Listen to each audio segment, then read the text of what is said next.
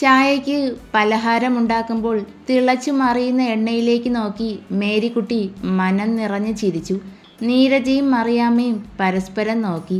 എൻ്റെ കുഞ്ഞെ, ഈ കൊച്ചിന് രാവിലെ മുതൽ എന്തോ പറ്റിയിട്ടുണ്ട്. ഇനി ആ എണ്ണയിൽ കൈയിട്ട് മുക്കുമോ ആവോ? മറിയാമ്മ തമാശ പോലെ പറഞ്ഞു. നീരജ അവരുടെ തോളിൽ പതിയെ തട്ടിയതും മേരിക്കുട്ടി ഞെട്ടലോടെ തിരിഞ്ഞു നോക്കി. ചുണ്ടിലെ ചിരി മാഞ്ഞു. എന്താണ് മേരി, ഒരു സന്തോഷം ഞങ്ങളോടും കൂടി പറയ്. അവർ തല താഴ്ത്തി പിടിച്ച് അടുക്കള ചുവരിൽ ചാരി നിന്നു. 20 വർഷമായി ഇച്ചായൻ എൻ്റെ കഴുത്തിൽ ഈ മിന്ന് കെട്ടിയിട്ട്. മിന്നുകെട്ട് സമയത്ത് എന്നെ നോക്കി ഒന്ന് ചിരിച്ചു. പിന്നീട് ചിരിച്ചിട്ടേയില്ല.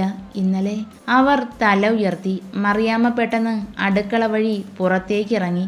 ദേ, പറമ്പിലെന്തോ വീഴുന്നത് പോലെ തോന്നി. ഞാൻ പോയി നോക്കിയിട്ട് വരാം.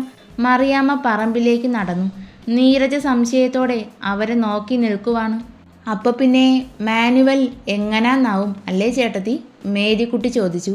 ഹാ, ചിരിക്കാതെ സംസാരിക്കാതെ, അതെനിക്ക് മനസ്സിലായില്ല, നീരജ പറഞ്ഞു.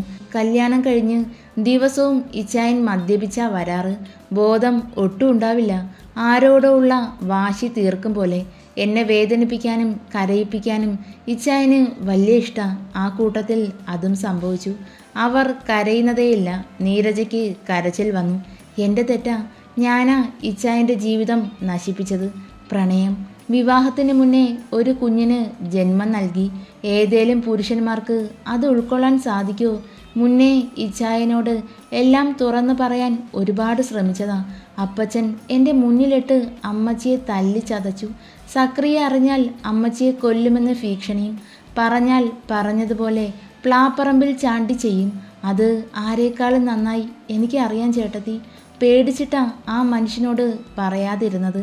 പക്ഷേ മിന്നുകെട്ട് കഴിഞ്ഞ് രാത്രി ഞാൻ എല്ലാം പറഞ്ഞു തീർന്നു. എല്ലാം അവസാനിച്ചു. അറിയാതെ കരച്ചിലിൻ്റെ ആക്കം കൂടി. മേരി, നീരജ അവരെ തന്നിലേക്ക് ചേർത്ത് പിടിച്ചു. പിൻഭാഗത്ത് പതിയെ തഴുകി. ഇന്നലെയാ ഇച്ചായൻ എന്നെ ഒന്ന് കെട്ടിപ്പിടിച്ചത്. ഇനി എനിക്ക് മരിച്ചാലും വേണ്ടില്ല. ഞാൻ പോട്ടെ ചേട്ടത്തി. അമ്മച്ചിയെ കാണാൻ പോകണം. ഇച്ചായനും ഞാനും മാത്രം പോകുന്ന ആദ്യ യാത്രയാ. ഞങ്ങൾക്കൊപ്പം എന്നും സൂസൻ ചേട്ടത്തി ഉണ്ടാവും. ആ കാറിൽ പിന്നിലായിരുന്നു എനിക്ക് സ്ഥാനം. ഇന്നും അവിടെ ആവോ എന്തോ അറിയില്ല. അവർ കണ്ണുകൾ തുടച്ചില്ല. അതിങ്ങനെ ഒഴുകിക്കൊണ്ടിരുന്നു. മേരിക്കുട്ടി പുറത്തേക്ക് വരുമെന്ന് മനസ്സിലായതും സക്രിയ റൂമിലേക്ക് ഓടി കയറിയിരുന്നു. നീ ഇവിടെ എന്തെടുക്കുവാ പെണ്ണെ? ചെക്കൻ വന്നു. ഓഫീസിൽ നിന്ന് വരുമ്പോൾ ഒരുങ്ങി നിൽക്കാനല്ലേ നിന്നോട് പറഞ്ഞത്? ത്രേസ്യാമ്മ അടുക്കളയിലേക്ക് വന്നു. അയ്യോ, കാറിൻ്റെ ശബ്ദം പോലും കേട്ടില്ലല്ലോ അമ്മച്ചി. ആ, എന്തായാലും അവനെ ദേഷ്യം പിടിപ്പിക്കാതെ ചെല്ലാൻ നോക്ക്. ഇച്ചായൻ വന്നിട്ട് ഒരുപാട് സമയമായി കാണോ? ഇനി ഞാൻ പറഞ്ഞത് കേട്ടിരിക്കുവോ? റൂമിലേക്ക് കയറി വരുമ്പോൾ സക്രിയ കമിഴ്ന്നു കിടക്കുന്നുണ്ട്. ഇച്ചായ? രണ്ടാമത്തെ വിളിയിൽ കടുപ്പത്തിൽ മൂളിക്കൊണ്ട് മലർന്നു കിടന്നു. നിന്നോട് റെഡിയായി നിൽക്കാനല്ലേ ഞാൻ പറഞ്ഞത്? അത് ഇച്ചായൻ എന്നും ഇതിലും താമസിച്ചല്ലേ വരാറ്. അതാ ഞാൻ. പെട്ടെന്ന് ഇറങ്ങാൻ നോക്ക്. ഇരുട്ട് വീഴും മുന്നേ അങ്ങ് എത്തണം. കുറച്ച് ഡ്രസ്സുകളും കൂടി എടുത്തു വെച്ചോ. മേരിക്കുട്ടിയുടെ നെഞ്ചിൽ ഒരു വേദന അനുഭവപ്പെട്ടു. ഇവിടെ നിന്നും കഷ്ടിച്ച് 2 കിലോമീറ്റർ ദൂരമേ ഉള്ളൂ എൻ്റെ വീട്ടിലേക്ക്. എങ്ങനെ പോയാലും ഇരുട്ട് വീഴില്ല. പിന്നെന്താ, ഇച്ചായൻ മനസ്സിൽ എന്തേലും കണക്ക് കൂട്ടി വെച്ചിരിക്കുവാണോ? ഡ്രസ്സുകൾ എന്തിനാ? ഇനി എന്നെ അവിടെ നിർത്തി തിരികെ മടങ്ങാനാവോ? ഒഴിവാക്കുവാണോ? നീ എന്താലോചിക്കുവാ? സക്രിയ ചോദിച്ചു. അവർ പെട്ടെന്ന് ഷെൽഫ് തുറന്നു. ഹാങ് ചെയ്തു വെച്ചിരിക്കുന്ന സാരികളിലൂടെ വിരൽ പായിച്ചു. ഈ ചുവപ്പ് മതിയോ അതോ മഞ്ഞയോ? ഇതിൽ ഏതായിരിക്കും എനിക്ക് നന്നായി ഇണങ്ങുക? ആ പിങ്ക് മതി, അത് കൊള്ളാം. സക്രിയയുടെ സ്വരം അരികിൽ. അവർ തിരികെ മുന്നേ ഷെൽഫിൽ നിന്ന് ഒരു ടവൽ കൈ എത്തിച്ചെടുത്തു. ഇടം കൈ അരക്കെട്ടിൽ ചേർന്നതും മേരി നിന്ന് വിറച്ചു. തല ചരിച്ച് ആ മുഖത്തേക്ക് നോക്കി. എൻ്റെ ഡ്രസ്സും കൂടി എടുത്തു വയ്ക്ക്. ഈ ഓഫീസ് വീട് മടുത്തു. 2 ദിവസം ഞാൻ എങ്ങോട്ടും ഇല്ല. ഇച്ചായ? നിനക്കൊപ്പം. അയാളുടെ കൈ അയഞ്ഞതും പോകരുത് എന്ന് പറയാൻ മേരിക്കുട്ടിക്ക് തോന്നിപ്പോയി. അത്രമാത്രം ആ ചേർത്ത് പിടിക്കൽ അവരാഗ്രഹിച്ചിരുന്നു. ടവലുമെടുത്ത് വാഷ്റൂമിലേക്ക് നടക്കുന്ന സക്രിയയെ നോക്കി പുഞ്ചിരിയോടെ നിന്നു. മാനുവലിന് എക്സാം നാളെ മുതൽ തുടങ്ങും. അത് കഴിഞ്ഞ് ഇങ്ങ് കൊണ്ടുവരാം. നീറ്റ് ഇവിടെ നിന്ന് പ്രിപ്പയർ ചെയ്യട്ടെ അല്ലേ? മേരിക്ക് ഒന്ന് തുള്ളി ചാടാനാണ് തോന്നിയത്. നിനക്ക് സന്തോഷമല്ലേ? ആ സന്തോഷം, വിതുമ്പലോടെ ഉറക്കെ പറഞ്ഞു. പിങ്ക് കളർ എനിക്ക് നല്ല ചേർച്ചയാ. ഇച്ചായൻ എന്നെ സ്നേഹിക്കുന്നുണ്ട് അല്ലേ? ഇനിയുള്ള ദിവസം എൻ്റെ ഒപ്പം. തല തുവർത്തി ടവൽ സ്റ്റാൻഡിലേക്ക് ഇട്ടു. ബെഡിലിരിക്കുന്ന പാൻറ്റും ഷർട്ടും എടുത്തു. റൂം മൊത്തം പരതി നോക്കി. 20 വർഷം ഞാൻ എൻ്റെ ഇഷ്ടങ്ങൾ കണ്ടിട്ട് പോലുമില്ലാത്ത ഒരുവന് വേണ്ടി മാറ്റിവെച്ചു. എന്നെങ്കിലും നീ അവളെയും മോളെയും തേടി വരും എന്ന പ്രതീക്ഷയിൽ. അമ്മച്ചി പറഞ്ഞതുപോലെ അയാൾ വരില്ലായിരിക്കും. വരരുത്. വന്നാൽ സക്രിയ കടപ്പല്ല് കടിച്ചു പൊട്ടിച്ചു. കണ്ണുകളിൽ നീല ഞരമ്പുകൾ പിടച്ചു പൊന്തി. ഇനി തരില്ല ഞാൻ, ഉറപ്പോടെ പറഞ്ഞു. എൻ്റെ കൊച്ചേ, ഈ സാരി കൊള്ളാം കേട്ടോ. നിന്റെ വെളുത്ത നിറത്തിന് ചേരും. 18 വയസ്സുള്ള ഒരു മോനുണ്ടെന്ന് പറയില്ല, ത്രേസ്യാമ്മ പറഞ്ഞു. മേരി ഒരു വിളറിയ ചിരി അവർക്ക് നൽകി. അല്ല, 2 മക്കളാ. എൻ്റെ മോൻ ജീവിച്ചിരുന്നേൽ 20 വയസ്സുണ്ടായേനെ. പോകാം, അടുത്തു നിന്ന് അയാൾ ചോദിച്ചതും മേരി തലകുലുക്കി. അമ്മച്ചി, ഞങ്ങൾ 2 ദിവസം കഴിഞ്ഞേ വരൂ. സാറാമ്മച്ചിയുടെ പരാതി ഈ പോക്കിൽ അങ്ങ് തീർക്കണം. ശരി മക്കളെ. കല്യാണം കഴിഞ്ഞ് ഇതേവരെ ആ വീട്ടിൽ ഒരു രാത്രി നീ നിന്നിട്ടില്ല. അവൾക്ക് പരാതി കാണാതിരിക്കുവോ? ഒരേ ഒരു മകളും മരുമകനും അല്ലേ? സക്രിയ കാറിൽ ബാഗ് വെച്ചു. ഡെന്നിയുടെ അടുത്തേക്ക് ചെന്നു. 2 ദിവസത്തേക്ക് ഓഫീസ് കാര്യങ്ങൾ ഒന്ന് നോക്കണം. ഈ പോക്കിൽ എനിക്കൊരു ലക്ഷ്യമുണ്ട്. അത് നടന്നാൽ ഞാൻ വിളിക്കും. ഡെന്നി സംശയത്തോടെ നിന്നു. പറയാൻ ഒരുപാടുണ്ട്. മേരിക്കുട്ടി എല്ലാവരെയും നോക്കി. നിഷ അവരെ നോക്കി പുഞ്ചിരിച്ചു. ബാക്ക് ഡോർ തുറന്ന് കയറാൻ തുടങ്ങിയതും സക്രിയ ഡോർ ശക്തിയിൽ പിടിച്ചടച്ചു. ഇച്ചയ കോ ഡ്രൈവിംഗ് സീറ്റിൻ്റെ ഡോർ അവർക്കായി തുറന്നു കൊടുത്തതും മേരിയുടെ നോട്ടം പോയത് നീരജയുടെ മുഖത്താണ്. കയറ്, സക്രിയ പറഞ്ഞു. കാറ് പുറത്തേക്ക് പോയതും വല്യമ്മച്ചി നെഞ്ചിൽ കൈവച്ചു. ആ ചെക്കൻ മരിച്ചിരിക്കാം എന്ന വിശ്വാസത്തിലാ എൻ്റെ കൊച്ച്. കർത്താവേ, പാപമാണ്. എന്നാലും അതെൻ്റെ മകനല്ലേ. അവന് വേണ്ടി നീ എൻ്റെ പ്രാർത്ഥന കേൾക്കണമേ. ഹോ, അങ്ങനെ അവർ സെറ്റായി അല്ലേ ചായ? നിഷ പറഞ്ഞു. അവര് എന്നെ സെറ്റായതാ. അതുപോലെ നമുക്കും. ദേ, ഡോക്ടർക്ക് അടി കിട്ടും നോക്കിക്കോ. ഒന്നും അറിയാത്ത ഇച്ചൻ്റെ കുഞ്ഞിപ്പെണ്ണല്ലേ ഞാൻ.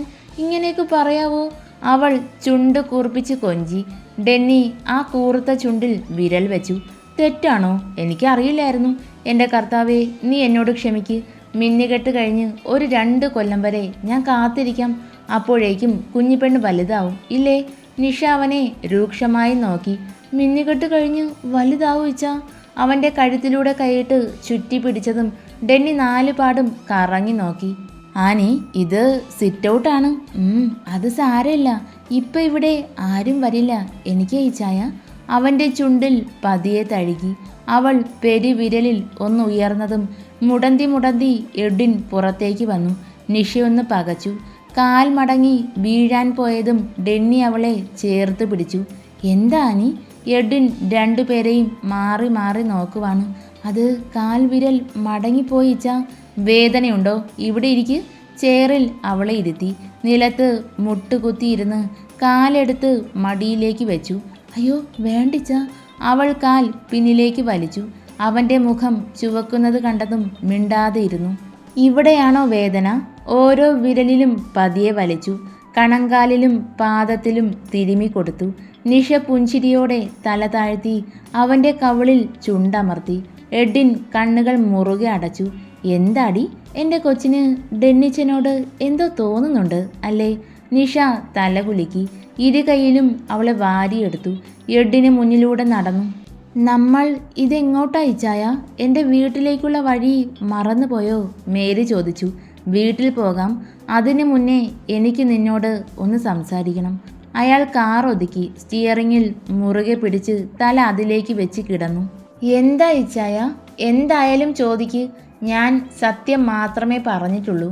പക്ഷേ കുറച്ച് വൈകിപ്പോയി. മുന്നേ ആയിരുന്നുവെങ്കിൽ ഇച്ചായന് നല്ലൊരു ജീവിതം കിട്ടിയേനെ. Mary please. അയാൾ അവരുടെ മുഖത്തിന് നേരെ മുഖമടുപ്പിച്ചു. ഈ ജീവിതം നിനക്ക് നല്ലതല്ല എന്നാണോ മേരി? എന്നെ വേണ്ടിയിരുന്നില്ല എന്ന് തോന്നുന്നുണ്ടോ? ഇച്ചായ, ഞാൻ അങ്ങനെയല്ല. സക്രിയ പാവമാ, സ്നേഹമുള്ളവനാ എന്നൊക്കെ എനിക്കറിയാം. പക്ഷേ എനിക്കതിന് ഭാഗ്യമില്ല. നശിച്ചു പോയൊരു ജന്മം. അവരുടെ കണ്ണുകൾ നിറഞ്ഞുപോയി. കരയരുത്. കയ്യിൽ ആ മുഖം വാരിയെടുക്കുമ്പോൾ സീറ്റിൽ നിന്ന് ഉയർന്നു പോകും പോലെ മേരിക്ക് തോന്നി. ഇപ്പോഴും അയാൾ നിന്റെ മനസ്സിലുണ്ടോ? ഉണ്ട്. മറക്കാൻ എനിക്ക് പറ്റില്ല ചായ. ഒരു നിമിഷം പോലും ചിന്തിക്കാതെ അവരുടെ മറുപടിയും വന്നു.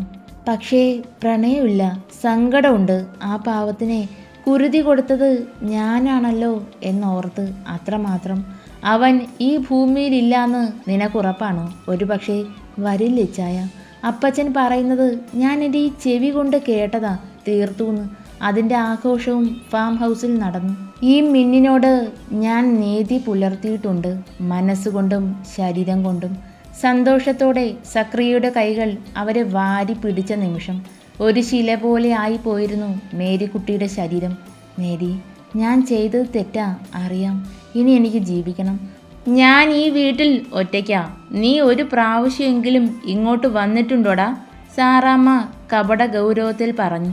സമയം കിട്ടിയില്ല അമ്മച്ചി. ഞാൻ വന്നില്ലേലെന്താ? എൻ്റെ പെണ്ണുപിള്ള വരാറുണ്ടല്ലോ എല്ലാ ഞായറാഴ്ചയും. മേരി ഞെട്ടിപ്പോയി. പതിയെ തല താഴ്ന്നു. എനിക്ക് ഒന്ന് കിടക്കണം അമ്മച്ചി, ഉറക്കം വരുവാ. അയാൾ മേരിയെ തൊട്ടു തൊട്ടില്ല എന്ന മട്ടിൽ അരികിലായി നിന്നു. നിന്റെ പിന്നാലെ ഞാൻ ഉണ്ടായിരുന്നു, നീ അറിഞ്ഞില്ല. ഒന്ന് പിന്തിരിഞ്ഞ് നോക്കിയിരുന്നേൽ കാണാമായിരുന്നു. ചെവിയിൽ ചുണ്ടടുപ്പിച്ച് പറയുമ്പോൾ മേരിക്കുട്ടി പുഞ്ചിരിച്ചു. കിടക്കാനായി ബെഡ്ഷീറ്റ് കുടഞ്ഞു വിരിക്കുമ്പോൾ സക്രിയ വാഷ്റൂമിൽ നിന്ന് ഇറങ്ങി വന്നു. ഇച്ചായൻ ഇവിടെ കിടക്കില്ലേ? അയാൾ ബെഡിൻ്റെ ഒരു സൈഡിലിരുന്നു.